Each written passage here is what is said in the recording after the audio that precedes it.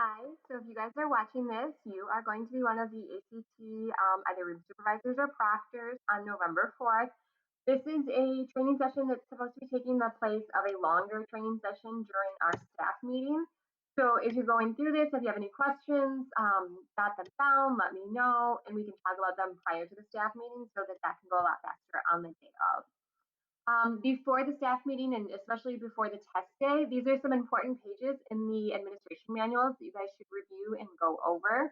There's a copy of the administration manuals in your mailbox. However, this also has a link to the ACT admin and the ACT 9 admin administration manuals that you can click on, and then you can do the Control F and you can search for specific topics if there's something in particular that you are looking for.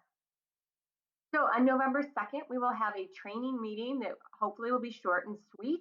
It will either be in the lecture hall or the auditorium. I'm not sure yet, but you guys will find out, beforehand. And then on November 4th, we will meet in the lecture hall. That's test day. We'll meet at 7:30 a.m. We'll go through the procedures, review any last minute questions or any changes that we need to make after we're trying to set up the rooms. And you guys will also be given all of the materials that you need. At that time, I will ask you to go through and count all of the testing books and answer documents that I give you just to make sure you have everything and that there's an accounting for it. The different testing locations, if you are a ninth grade homeroom teacher, you have been assigned to the ninth grade testing. That will be taking place primarily in the science wing and then a couple of the special ed rooms. The list is here. It's also going to be in a document that I share with you guys. The teachers that are in black, those are regular ed rooms. You guys have 100% standard time. You are in there as a sole proctor / room supervisor. However, you only have like 12 to 14 kids each, so it should be pretty easy going. The ones that are in red, those are going to be our 150% and 300% time rooms. If you guys have any questions specifically pertaining to the accommodating testing, just let me know. And then Kim Patassi and Beth Griever are going to be your roving proctors over on the west side of the building. So if you need a bathroom break or anything like that, those are the people that you're going to be reaching out to. On the east side of the building is where we're going to have the 11th grade testers. Again, these are the 11th grade homerooms with the exception of Miss LaPlante over there. And we're going to be doing bigger rooms for these kids. So Conley and Burning are going to be in a room together, and then Palmer and Lewis are going to be in a room together supervising 2 large rooms. And then our 150% and 300% timers are there in red. On the east end of the building, we will have Miss Frymiller and Rhonda acting as our roving proctors. If there's an issue, you'll be able to get a hold of them.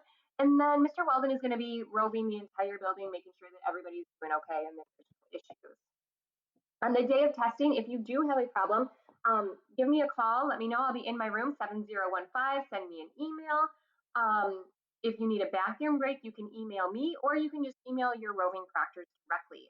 Especially if you're one of those one-on-one testers, the freshman rooms, those roving proctors will be right down there in the science wings, kind of waiting for those phone calls if you need to go to the bathroom, if students need to go to the bathroom. If you're one of the proctors in the junior rooms or in one of the 150% time rooms where you have 2 proctors, one person can stay in the room and the other one can go to the restroom and the other one can go with the student to the restroom.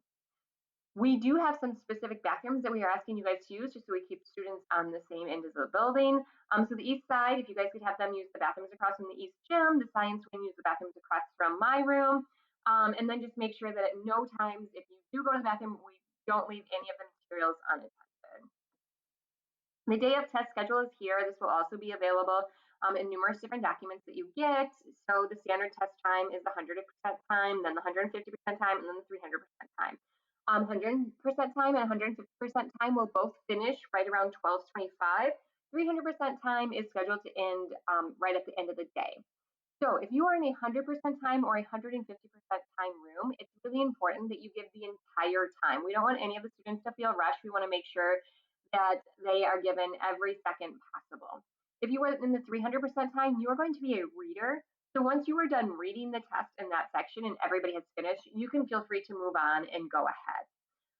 In order to keep the time, every room will have 2 timepieces. It can't be a cell phone. So one is going to be the clock on the wall, and then I will also give you a little timer that you can set at the beginning of every test. These are obviously just generalized timetables. Make sure you're following the time as it says in the manuals. One of the first things you guys are going to be doing on testing day is admitting students. It's the proctor's job to admit the students, take attendance, all that kind of good stuff. So if you are a freshman homeroom teacher, you are just doing it for your homeroom. So you should be able to recognize everybody that comes in. You write their name down, you are, and then you put your initial. If you're in one of those bigger rooms or for some reason you do have a student that you don't recognize, we are asking students to bring their student IDs with them that day. So you may have to put a P for the photo ID. And then if somebody's not here, you're just going to put a slash through there and for absent. When you're admitting the students, either as you're doing this or right afterwards, I would like you to check for prohibited items and make sure that the students' calculators are allowed. So we will be sending a link to the students, letting them know which calculators are and are not allowed. We really haven't had any issues in the past with calculators that aren't allowed. But just on the off chance, if you would like to, there's a link to that full policy there that you can review. Or if you have any questions, of course, let me know. For other items that are not allowed in the testing room, that is cell phones, smartwatches. So students are not allowed to have access to any electronic device during testing at all. So not during break, not during lunch. They are not allowed to have it. We are asking the students to leave cell phones in their lockers, in their cars, just anywhere but in on them on testing day. However, if a student comes in and they do have a cell phone, just like nicely say, all right, that's not a big problem. Watch them power it down so that it's not going off during the test. It can't just be on silent or vibrate. And then put the cell phone in the clear bin. And we are suggesting that you leave that clear bin then where students can see it. Their cell phones mean a lot to them, and we just want to make sure that they have that visual. It just makes them a little bit more at ease if they do see it. And then after the testing is done, we can return all the cell phones, but make sure that like testing is done. So not at lunch, not like you have collected all the material, you're bringing it down to me. That is when they get their cell phones back. Other material that's not allowed in the testing room are going to be like backpacks, scratch paper. They don't need any pens, highlighters, anything like that. So when they walk in your room, we prefer for them just to have some number 2 pencils and a calculator. They can have snacks during testing in the room, but they can't eat them during testing. So they'd have to put them underneath their desks, and then the students can take those out when they go to lunch or during break. They just cannot eat those at any time during testing. Even if they're not currently testing, if they're all done, they cannot eat their stuff. Attendance, after you have finished checking in everybody, making sure that all of that prohibited material is not there, if you could do Natalie and I a favor and just quickly send us an email. Even if everybody is in your room, just say everybody's here. If there's somebody missing, send us an email with their name. That way we can make sure that all the students are counted for, nobody's in the wrong room, anything like that. Unlike other testing days, we are going to have the students do their demographics section during testing. This will prevent us from having to use any more academic time before testing takes place. They will be pre-bubbling their names, their addresses, email addresses, a couple other details like that. For this part, you are allowed to assist the students, and I am asking that you please go through and just make sure that they are pre-bubbling correctly. A lot of times the students do not understand that they are supposed to fill in the R and then find the R and bubble that in.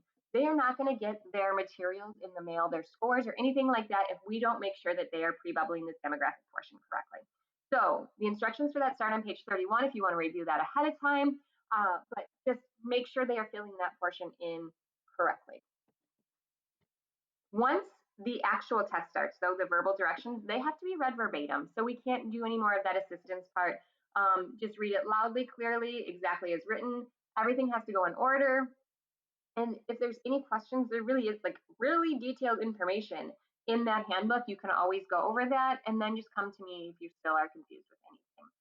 Please review what you are going to read ahead of time. You may want to highlight areas, you may want to mark them, cross stuff off, because there are sections that you don't read based on your testing time and stuff like that. So just make sure you have reviewed that ahead of time. We don't want to read something wrong and then have a student take the wrong test or do the wrong directions first.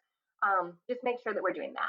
There's also a writing portion that we are going to be adding to the test for standardized testing in the 100% time rooms. Those students, in order to make sure that everybody gets done at about the same time, we are having them do a writing test that we will be adding.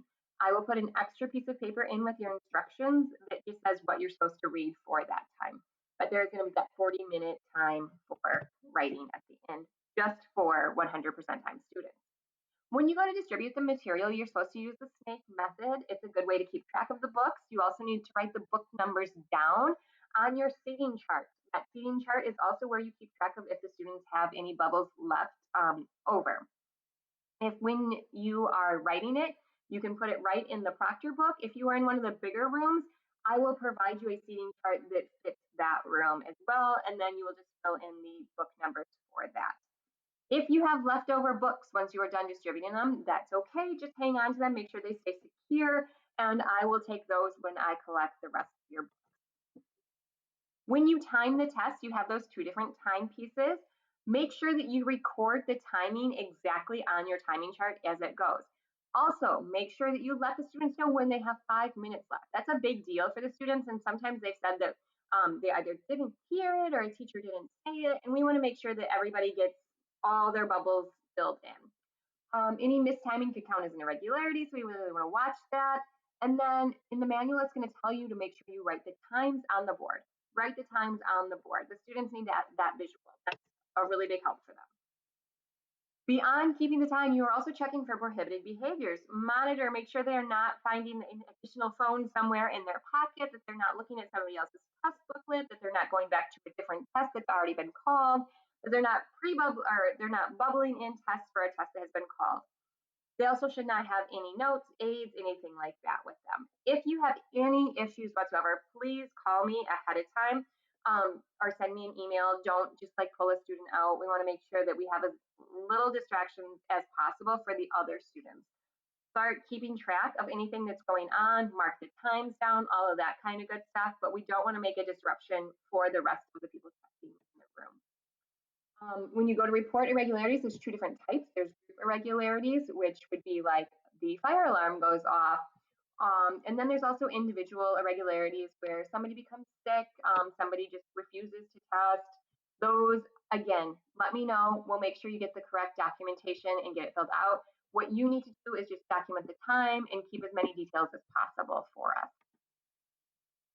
If there is a like big deal, we would void the answer document because this is a pre-test. We really wouldn't void it. I just am not going to send it in to get scored. Just let me know ahead of time that that's going to be an issue. Again, though, don't make it a big deal in the room. Students during breaks and lunch. The first break is 15 minutes long. When you go to break, have the students put their answer documents inside their booklets and then leave their booklets on the desk.